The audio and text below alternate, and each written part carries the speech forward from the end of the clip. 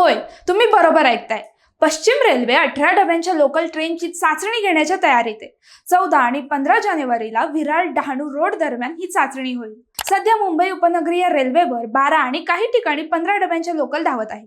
मात्र रोज 7.5 दशलक्ष प्रवाशांचा भार सांभाळताना अतिरिक्त क्षमतेची गरज आहे आणि रेल्वेला कसरतही करावी लागते.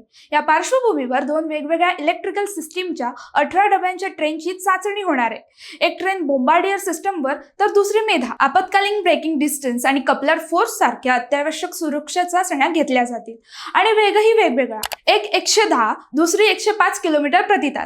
ही केवळ चाचणी नाही तर मुंबई लोकलच्या भविष्यासाठीची दिशा आहे. यश मिळालं तर प्रवास थोडा सुसह्य होण्याची आशा आहे. 18 डबे म्हणजे फक्त आकडा नाही, तो आहे गर्दीवरचा उपाय, सुरक्षिततेचा कस आणि मुंबईकरांच्या संयमाची परीक्षा. आता प्रश्न एकच, ही चाचणी यशस्वी ठरते का? आणि या प्रश्नाचं उत्तर लवकरच रेल्वे रुळांवर दिसेल. मात्र मुंबईकरांनो, आशा सोडू नका. रेल्वे प्रशासन मुंबईकरांसाठी धडपडतंय, हेही नसे थोडके.